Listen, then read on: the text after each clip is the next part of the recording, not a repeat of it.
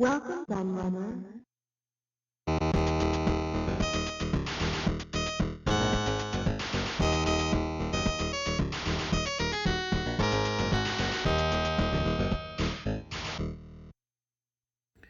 Hey everybody, Kieran aka The Laird here, and I'm back with another book review.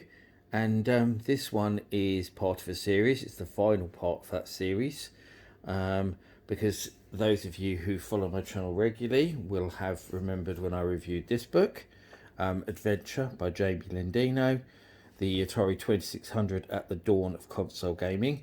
Giving the history of the 2600, some of its best games, the different models, going right through its lifetime pretty much, with a little bit actually about the more modern iterations of it, but mostly focusing on the beginnings with all the launch games looked at and stuff like that in it. And you also may remember this one, which was Breakout, again by Jamie Lendino. This one looking at the Atari 8-bit and how innovative it was, and how much we owe to it in terms of home computing. So a lot of people don't realise the legacy really of the Atari 8-bit computers.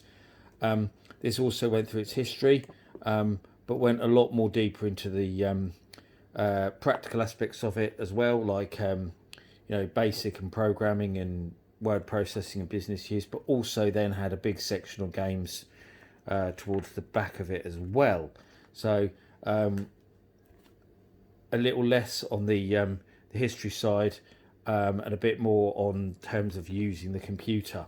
And now we're looking at the final books. I bought all three together because they were doing a special deal to buy all three together on Amazon. And the last one is Faster Than Light, the Atari ST and the 16-bit revolution. So obviously following the Atari generations, the 2600, their first system, the Atari 8-bit, their second system, and then the computer that followed on from the Atari 8-bit in terms of the Atari ST. Okay, there's some stuff that's missed out in between, but yeah, the Atari ST was a big thing for Atari, because obviously it was the first system that was designed and released by Jack Tramiel's Atari Corporation, so therefore very important.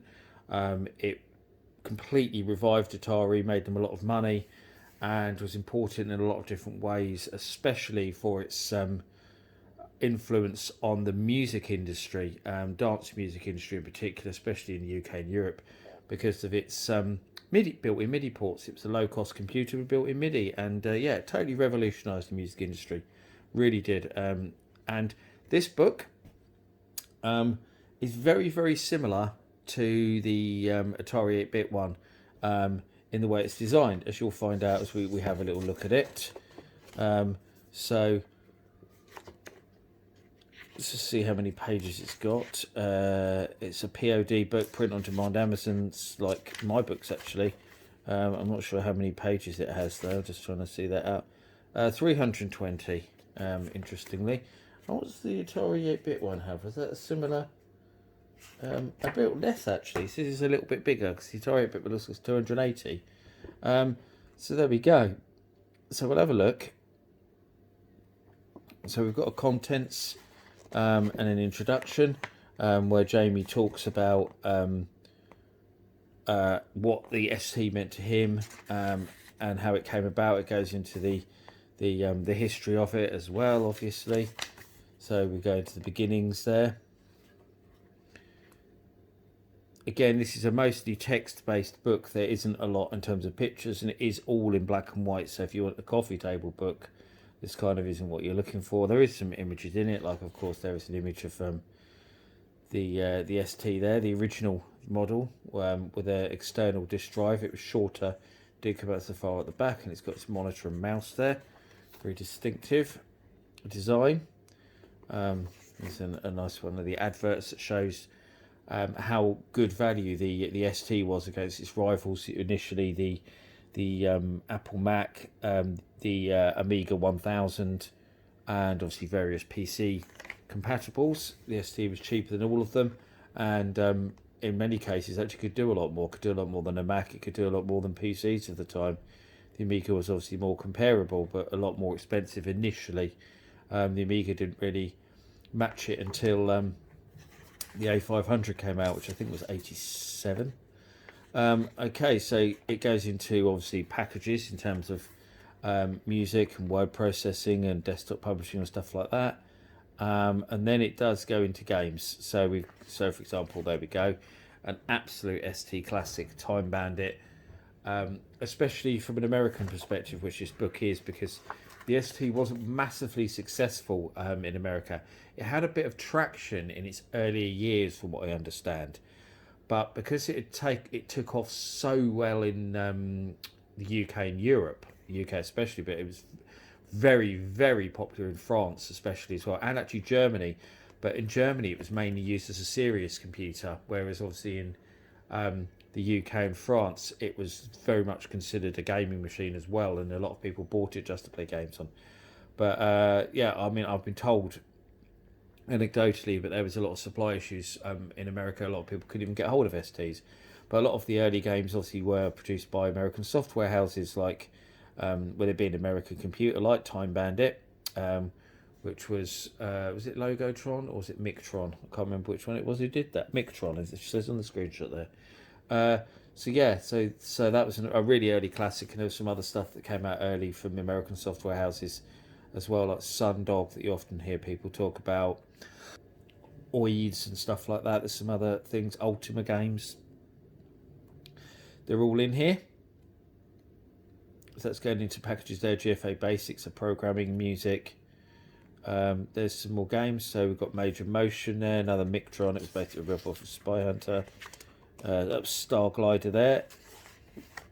Another very important game for the ST, because it showed what the ST was capable of in terms of 3D graphics, and of course that sampled music on it as well. But Star Glider was also Argonaut, so Argonaut went on to do stuff like Star Fox for Nintendo, worked very closely with Nintendo, so Star Glider is a predecessor to that. Very important game.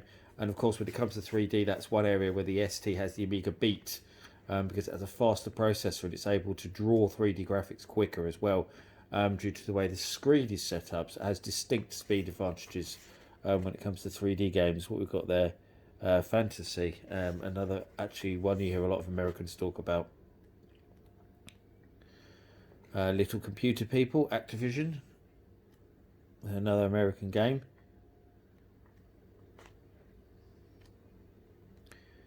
Dungeon Master, of course, which is incredibly important, because it was the best-selling game for the ST, and it's actually what woke a lot of people up to the ST as a games machine, because no one had ever really seen a 3D RPG like that. And obviously Dungeon Master is incredibly influential in that regard, in terms of games like Eye of the Beholder, and stuff that copied it, you know, with instead of a top-down RPG, you know, a 3D first-person RPG. You know, there's still people making games like that now. That's Defender of the Crown there. The strategy games, Airball, another game that came from America actually.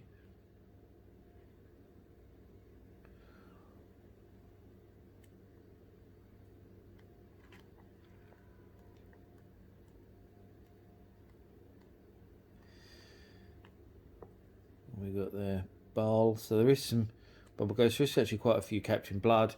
Quite a famous one in terms of French. It was the big French game in many ways. It was the game that sold a lot of STs in France, and actually the ST version of Captain Blood is the definitive version. The Amiga one actually has a lot of stuff missing that's in the ST one. So very important game again, from a different country. So it's got a lot of European games in here as well. There's different models of the ST. So there we go. There's the ST. Is that the ST book? Or is that that's the Stacy? Sorry, that's the Stacy. There was the ST book later on, which had a bit of a smaller form factor. That's one of the first kind of real laptop computers. Used by a lot of musicians because it was great because they could take it on the go. There's Blood Money, great game by Psygnosis, and programmed by Wayne Smithson and his company WMS, WJS even. WJS Design. I mixed it up in one of my books and called it WMS because I was thinking Williams Manufacturing, who were WMS. Speedball 2, of course, absolute classic, one of my favourite SD games. There's the ST book. I was talking about the book, wasn't I? So it has a bit of a smaller form factor. It looks a lot like a modern laptop, actually. Very, very similar to a modern laptop in the way it looks.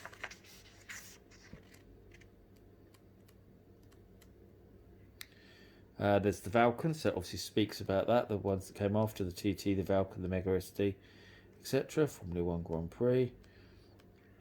Goes into emulation, mods. So a lot of the Atari 8-bit book where it does that. So it talks about GoTech drives, a modern way to load games on your ST. Collecting, so he talks about what he's collected himself and stuff like that as well. The ST community, so forums and websites and groups and stuff like that. Acknowledgements, bibliography, notes, etc. And index at the back. So that's it. So yeah, as I say, it's a very similar book to Breakout. They very much complement each other, and the ST book almost leads on from that. They're all three are great books, to be honest, because there's obviously adventure as well. Again, this is another one that comes highly recommended by me. I mean, if you're an ST fan, then obviously you might already own this because it's been out a while. I'd say it's an essential book for all the ST fans out there. But also, if you're intrigued by the ST and don't know a lot about it, it's the perfect book because it covers everything. I mean, it's completely different to my own Atari ST book because my one, a compendium of Atari ST games, which I think that and my book are the only Atari ST books on the market, actually, pretty much. And whereas mine focuses on games, this one focuses on a lot of the history and the more serious side of things. So they actually complement each other really nicely, I think. My book's obviously full colour. That's a black and white book. So yeah, that is a really, really good book, and I do recommend going and grabbing it if you're a fan of the ST, a fan of Atari, or want to find out more about the brilliant 16-bit computer. I hope you've enjoyed my review of Faster Than Light by Jamie Lendino. And I've been the Laird, and I'll see you all again for another video very soon. Thank you for watching. Bye-bye.